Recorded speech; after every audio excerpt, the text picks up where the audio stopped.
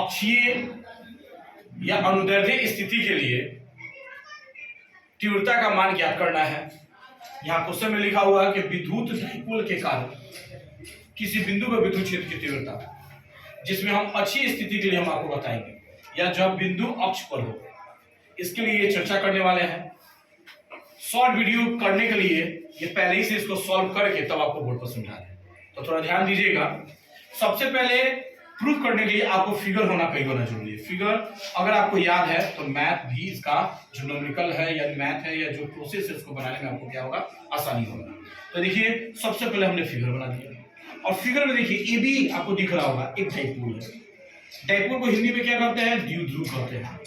और ए पर देखिए माइनस क्यू आवेश है और बी पर क्या है, प्लस क्यू आवेश है। ए बी आपका क्या है, डाइपोल है। ए पर माइनस क्यू, बी पर क्या है, प्लस क्यू आवेश है। इस डाइपोल की माप कितनी है भैया, यहां से यहां तक की दूरी कितनी है, 12। ठीक इसी डाइपोल के बीचों बीच वो एक मध्य बिंदु है। वो क्या है, मध्य बिंदु है। जब मध्य बिंदु होगा तो 12 क्या होगा, एल और एल हो जाएगा। अब इसी ओर से आर दूरी पर, इसी ओर से आर दूरी पर पी एक बिंदु है जहां विद्युत क्षेत्र की क्या करना है, तीव्रता ज्ञात करना है, जो यहाँ पर दिया हुआ है। अब देखिए प्रोसेस हम क्या करेंगे, बारी बारी से पहले ए बिंदु पर, बी बिंदु पर या बी बिंदु पर, ए बिंदु पर तीव्रता अलग अलग निकालेंगे और तब परिणामी तीव्रता निकालेंगे, आंसर आ जाएगा। तो देखिए सबसे पहले हम क्या किए हैं, बी बिंदु पर निकाले हैं। तो प्लस क्यू आवेश के कारण, प्लस क्यू आवेश के कारण यानी कौन से बिंदु पर निकाले हुए हैं, पहले बी बिंदु। तो यहाँ लिख सकते हैं बी बिंदु, ठीक है ना। तो प्लस क्यू आवेश के कारण पी बिंदु पर विद्युत क्षेत्र की तीव्रता यानी इस बिंदु से लेकर इस बिंदु तक का विद्युत क्षेत्र की तीव्रता, इसको E1 ले लिया। तो 1/4 पे एप्सिलॉन नॉट गुना आवेश, आवेश यहाँ क्या है, प्लस क्यू है तो हमने प्लस क्यू लिखा। यहां से यहां तक की दूरी क्या भैया, बीपी है, इसलिए बीपी स्क्वायर लिख दिया। क्लियर।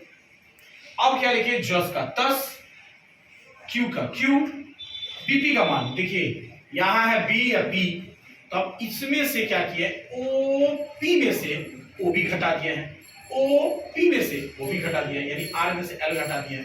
तो उनको क्या प्राप्त हो गया है, डी पी, या देखिए वही लिखे ओपी का मान आर, ओबी का मान एल। बस आपके प्लस क्यू यानी बी बिंदु पर आवेश के कारण पी का विद्युत क्षेत्र की तीव्रता निकल गया।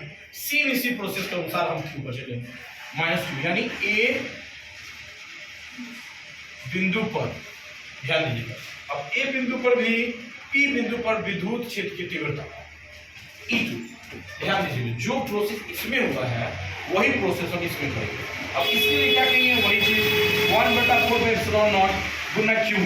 क्यू का देखिए मान यहाँ पर क्या दिया भैया, माइनस क्यू दिया है, ए बिंदु दिया है, तो यहाँ माइनस क्यू लिखा है। इसका दूरी यहाँ से लेकर यहाँ तक एपी हो गया, एपी लिख दिए।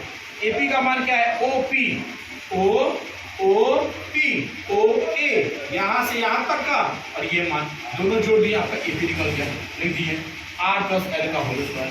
अब क्या किए हैं यहाँ पर, अब पी बिंदु पर परिणामी विद्युत क्षेत्र की तीव्रता E बराबर E1 प्लस E2। E1 का वैल्यू यहाँ रख दिया है, E2 का वैल्यू यहाँ रख दिया है। आपको ब्लू पेन से मार्क लगाकर लगाया हुआ है। अब ब्लू वाला देखिएगा, जो मार्कर लगाया हुआ है उसी को कॉमन निकाला गया, जो ब्लू से मार्कर लगा है उसी को कॉमन निकाला, अब ब्लैक वाला उसी को लगा गया, ये माइनस में ब्लैक का वो गया है। अब इसको क्या किया है, जस्ट का तस देखिए यहाँ तक आया। अब इसको क्या किया है, आप खुद से सॉल्व कीजिए, इन दोनों का एलसीएम निकालिए, ये यहाँ आएगा, ये यहाँ आ जाएगा, फिर a माइनस बी का होल स्क्वायर और a माइनस बी का होल स्क्वायर, इन सबको क्या किया, खोल दिया है। अब जो बचेगा काट कूट करेंगे इतना आ जाएगा। अब 2 और 2 कितना हुआ, 4, तो 4 हुआ तो 2 गुना 2 4। अब यहाँ देखिए p का वैल्यू होता है 2ql, तो यहाँ q 2l, ये मिलकर आपका p बन गया, ये मान हो गया। तो देखिए यही अक्षीय स्थिति का व्यंजक है, ये कंप्लीट हो गया।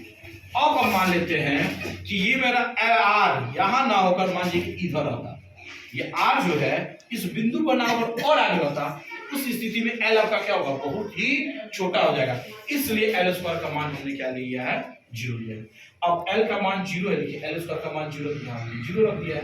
तो 0 रखने पर r का कितना होगा, पावर हो जाएगा। इस r से इस r को क्या किया है, काट दिया, r का पावर 3। ये आपका क्या हुआ, सॉल्व हो गया अक्षीय स्थिति के लिए। और सेम आपका इसी तरह आपका विभव का भी निकलेगा, जब तीव्रता, यहाँ तीव्रता का मान निकाला गया है, और जब विभव का भी मान निकाला गया, इसी प्रोसेस के आधार पर आपका मान निकाला जाएगा। थैंक यू, लाइक कीजिए और सब्सक्राइब कीजिए। Thank you.